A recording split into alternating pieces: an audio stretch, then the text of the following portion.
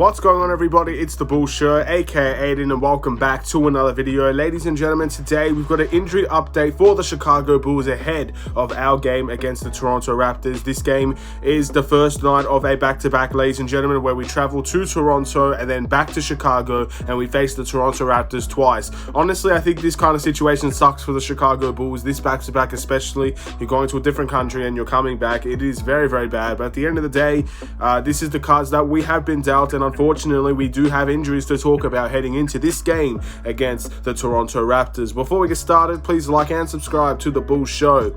Turn notifications on and let me know in the comments below your thoughts about the Chicago Bulls' overall chances to beat the Toronto Raptors. We also have to consider that Toronto are also a team that do have some injuries that we will also be talking about in this video as well, so stay tuned for all of that. But ladies and gentlemen, let's start off with the guys that will be out and will 100% not play this game against the Toronto Raptors. Those two guys are going to be Andre Drummond and Coby White. Now, Coby White is a guy, I've kind of already said this countless times, but he is a big miss just because he is a solid bench scorer, and when he is confident, when he is scoring well, he is a big threat and a big addition to the Chicago Bulls team.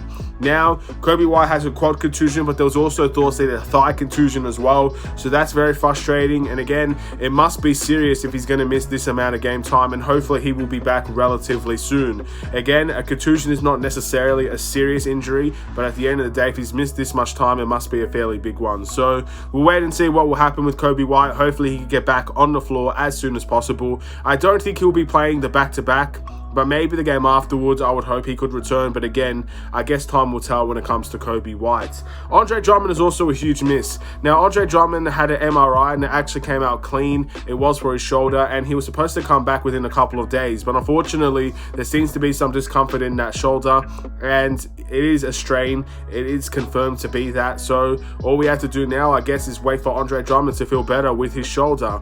Very, very frustrating, because with the backup center position not being available, Derrick Jones Jr. and Patrick Williams are most likely going to play some small elements off center, and I think that's very frustrating.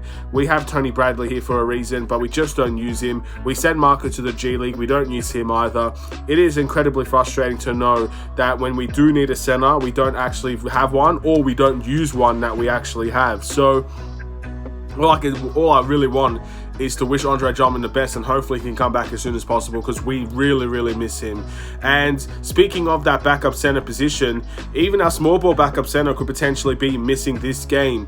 Derrick Jones Jr. is probable to play in this game against the Toronto Raptors. Probable in NBA terms means 75% chance they will play and 25% chance they will not play. So again, you should expect Derrick Jones Jr. to play in this game, but there is a small percentage that he does sit out for this game. Very, very interesting stuff there, ladies and gentlemen. And if we have Andre Drummond and Derrick Jones Jr. out, you got your big center, your backup center out. You also got your small ball center out. Does that mean we can finally play Tony Bradley? I think we should be doing it in the first place, but we'll have to wait and see. But I do expect Derrick Jones Jr. to play in this game.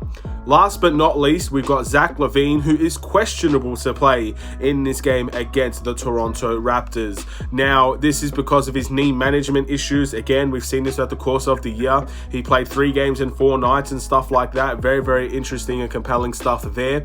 And obviously, he's gone through that. He knows what it's like now. And for the most part, maybe this is a situation where he doesn't want to travel to a different country. He can load manage himself here and then obviously play in Chicago. Put it this way, if he's playing in Toronto, I fully expect him to play both back-to-backs. If he's going to miss a game, it's going to be this one, ladies and gentlemen. So that's my personal opinion. I just can't see a world where Zach LaVine is going to travel to Toronto to play this game and then load manage in Chicago.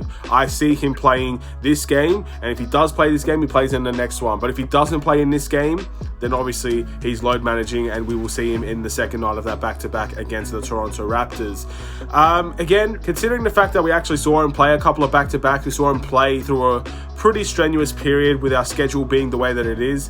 I see this as progress, but again, going back to knee management is fairly frustrating, but I guess that's something we're going to have to deal with. And again, when the schedules get tough, when there's multiple days when we're playing basketball, really, you may see Zach LaVine rest from time to time, and that is going to affect the Chicago Bulls. It may not be, I guess, so obvious that it's going to affect the Chicago Bulls, but day by day, it's going to add up. The days that he miss, I think, will add up. So As long as he's healthy, that's the main thing. I don't want to see a version of Zach LaVine that's going to get injured, but yeah, we're going to have to come to expect this whether we like it or not. It's the reality now. Zach LaVine from time to time will rest for knee management issues and stuff like that. He's even admitted himself that he's working through knee issues. He's still working through these things. He says he feels fine, but he's still working through a couple of the issues that he has with his knee. So that's definitely something we got to consider as well.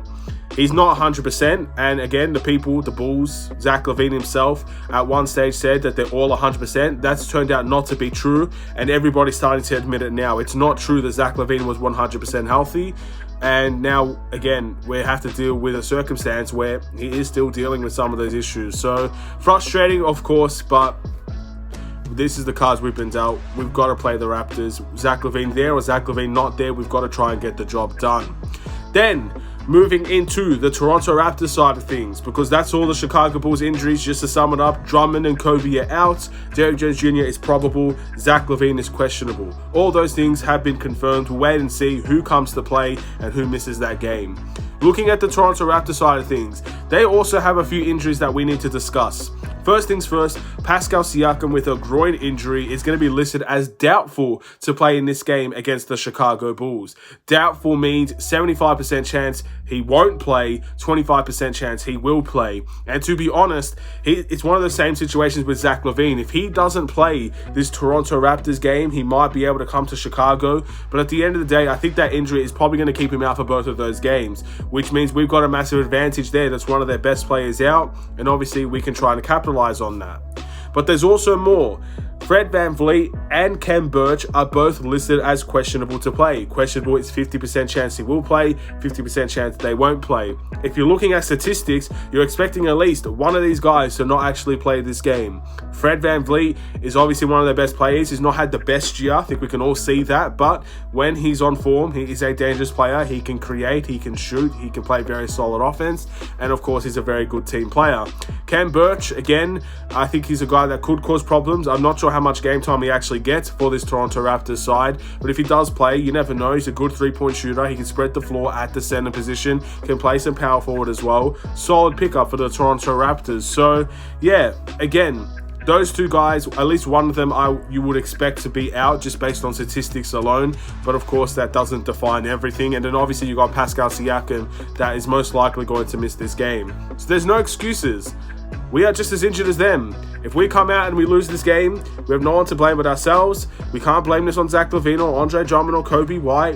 They are just as injured as us. So this is going to be a game where I expect the Chicago Bulls to win. And Toronto's the type of team where they're really, really tough. They're a team that I think could beat the Chicago Bulls on any given night, but I don't think they're better than the Chicago Bulls, if you know what I mean. I think the Bulls have the talent and they have the players to get the job done, but there's always going to be any given night when Toronto causes so much problems that they walk away with a win. So we've got to be very careful of Toronto. I think they can be that type of team, and usually when you have these games where you verse Toronto Raptors in Toronto, in Canada, then you go to Chicago and you verse them again one day after each other, it's very hard to win both of those games, but I trust that the Bulls could get it done. Hopefully we can maintain and gain another win streak here, ladies and gentlemen, and move on to obviously a very, I guess, good stretch of games, hopefully, and we'll wait and see. We've got the Pelicans after that as well, so stay tuned for all of those games. But thank you for watching. Please like and subscribe if you're new. Have a wonderful and safe day, Bulls Nation. I'll see you in another Chicago Bulls video. Hopefully in the game reaction I'll be talking about a win.